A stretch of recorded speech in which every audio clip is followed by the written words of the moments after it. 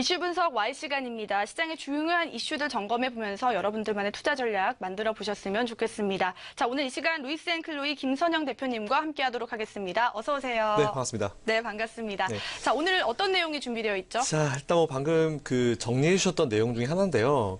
제가 사실은 지난 6월 달에 이 내용을 비슷한 내용을 한번 진행을 한 적이 있었더라고요. 그래서 일단 할까 말까 고민하다가 그래도 지금 시점에 혹시나 또 이거에 대해서 잘 모르고 계신 분들이나 아니 또 새로 또 잊어버리신 분들 또 이제 여러분들이 있을 것 같아가지고 제가 다시 한번 준비를 해봤습니다. 꼭 다시 이 상황에서 여러분들께 설명드려야 될 것 같아서 준비를 해봤고요.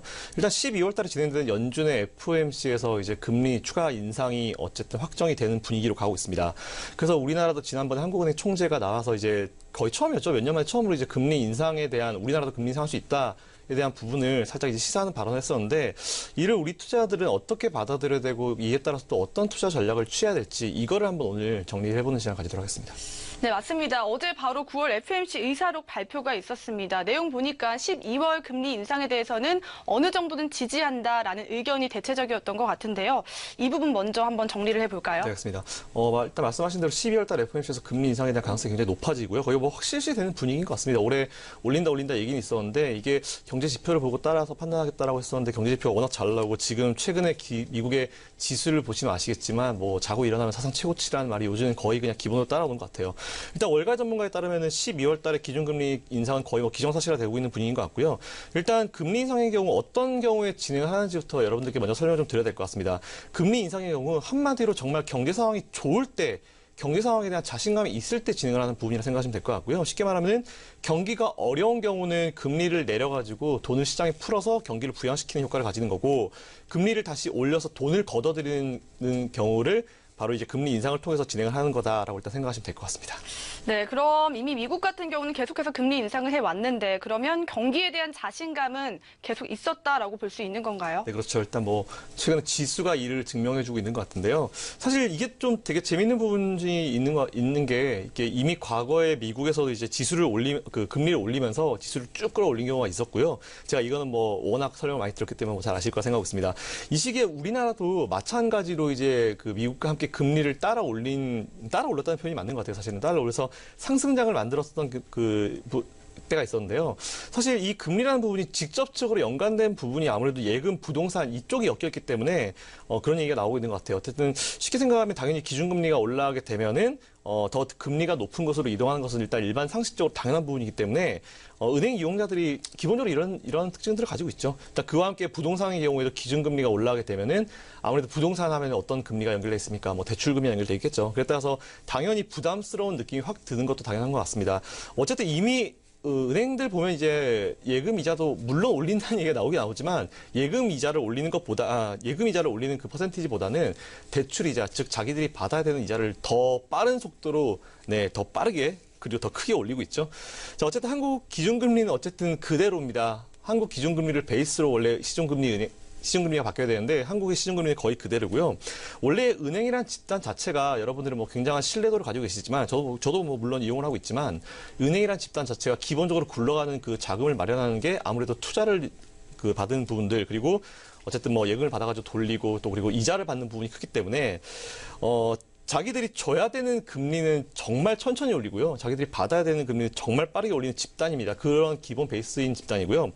사실상 그들이 주 수입원이 대출이자라서 이해는 하는 부분이 분명히 있긴 있지만 이런 경우가 나올 때마다 정말 재밌다라는 생각이 좀 들긴 드는 것 같습니다. 그런 이유로 과거에 미국의 금리 인상이 우리나라에 어떤 직접적인 영향을 줄 것이다라는 얘기가 나온 것 같습니다.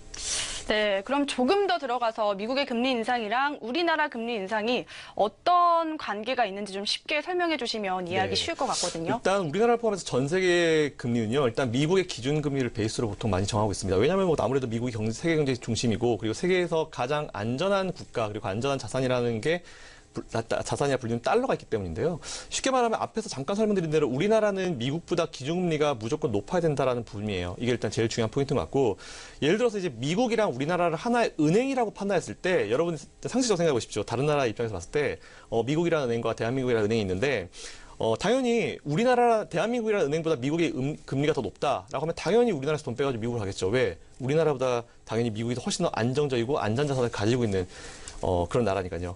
일단 어쨌든 뭐 금리가 똑같다 하더라도 우리나라에서 빼서 미국으로 하는 게 사실 정상인데 어쨌든 뭐 이런 현상이 발생하게 되면 자칫 제가 걱정되는 거는 자칫 뭐 금리 역전 현상이라고 부르는데 우리나라보다 이제 미국의 금리가 높아버리는 거죠. 그런 경우에는 당연히 이제 우리나라에서 돈을 뽑아가지고 이제 미국 쪽으로 이제 넘어가는 경우가 되게 많이 발생하는데 사실 이런 부분들 때문에 좀 걱정을 많이 하는 것 같아요. 그래서 근데 이건 뭐 너무 크게 걱정할 부분은 아닌 것 같고요. 이런 상황 때문에 뭐 미국이 금리를 올리면은 우리나라 따라 올려가지고 우리나라 경제가 어려워질 것 같다. 왜? 우리나라 경제 대부분은 부동산과 관련돼 있기 때문에 이런 얘기가 나오는 건데 어쨌든 이건 너무 걱정할 필요 없다라는 말씀이 일단 각국의 중앙은행들이 있습니다. 그래서 서로 중앙은행들이 얘기를 맞춰가면서 금리를 조정하고 이제 금리 차를 두는 거기 때문에 이건 너무 크게 걱정할 필요 없다라는 말씀을 먼저 드리고 싶습니다. 네, 그렇게 되면은 미국이 계속해서 금리를 올리게 되면은 우리나라 같은 경우도 높은 수준을 유지해야 한다라는 말인 것 같은데 그렇게 되면 경제에 좀 부담이 되지 않을까 싶어요. 그렇죠. 맞아요. 일단 그게 사실은 여러분들 투자하는 분들도 포함 뭐 부동산 주식은 투자하는 분들이 뭐 되게 스트레스를 받는 부분인데 그래서 이제 미국이 금리를 사실 올리기 전에 우리나라 경제 헤드라인에 뭐가 나왔냐. 미국이 금리를 올리면은 우리나라 경제 박살난다. 뭐 직격탄을 맞는다 이런 얘기가 정말 맞는데 사실 일부는 맞는 말입니다. 뭐 직격탄을 맞는 부분이 아무래도 부동산 쪽이 되지 않을까라 생각하고 있는데 너무 걱정을 할 필요가 없는 게 이 모든 부분들이 한두 달 만에 싹 빠지는 부분이 절대 아니기 때문에 이렇게 너무 크게 오버해서 생각할 필요 없을 것 같고요. 단 현재 지금 장기 대출 금리를 받으시면서 고정금리가 아닌 변동금리를 아무래도 은행에서 많이 유도를 할 거예요. 고정금리가 뭐 변동금리가 높다거나 뭐 그런 부분이 분명히 있을 텐데 변동금리를 하시게 된 부분들은 분명히 나중에 큰 문제가 될 겁니다. 우리나라도 어쨌든 올해 12월 달에 미국이 금리를 올리면은 우리나라도 적어도 내년 전반기에는 금리를 올려야 되는 부분이 있기 때문에 그런 부분이 분명히 있을 거고요. 심한 경우에는 몇 년 후에 대출 이자가 지금보다 몇 배가 될 수 있습니다. 왜? 지금의 우리나라 이자가 그 역사상 최저점이기 때문에 이런 부분 분명히 조심해야 된다 말씀드리고요. 변동금리 같은 경우는 한국은행이 기준금리에 따라서 변동하는 거기 때문에 한국은행이 기준금리를 조만간 올리게 될 것이고 그렇게 되면 이제 올릴 수밖에 없게 되는 거겠죠. 그렇게 올릴 수밖에 없게 될 것이고 이에 맞춰서 은행들은 미리 올리고 있지만 이거보다 더 빠른 속도로 올릴 겁니다. 그렇게 되면 분명히 가계 경제에 큰 부담이 되겠죠. 지금 이제 계속 이제 대출 받아라 이제 집사라를 몇 달 전까지 지정했고 이제는 뭐 대출을 제한한다는 얘기가 있었지만 사실 대출을 지금 제한하는 부분들이 이런 부분들을 사전에 좀 방지하기 위함이 좀 큰 것 같고요. 어쨌든 특히나 우리나라처럼 이제 자산의 대부분이 이제 부동산인 국가들은 이렇게 되면 굉장히 큰 데미지를 받을 겁니다. 하지만 앞에서 언급드린 대로 고정금리를 선택하신 분들은 뭐 물론 고정금리도 영원히 고정금리는 아닐 거예요. 뭐 5년, 10년 날짜 정해졌을 텐데 그 기간 동안에는 금리를 올리더라도 그 금리가 그대로 유지가 될 거기 때문에 너무 큰 걱정하실 필요는 없을 것 같습니다. 자, 그럼 마지막으로 이런 상황에서 저희는 어떤 전략을 찾아보는 게 가장 좋을까요? 네, 일단 뭐 금리가 기본적으로 일단 올라가게 되면은 그 일부 투자자들은 리스크가 높은 주식보다는 뭐 예금이나 적금 뭐 이런 쪽으로 좀 들어간 부분들이 많은 것 같고요. 뭐 조금 더 이제 그 오픈마인드인 분들은 뭐 펀드 쪽으로 들어가는 분들이 많은 것 같은데 정말 재밌는 거는 이제 항상 이런 식으로 했기 때문에 개인 투자자들이 얻어맞습니다.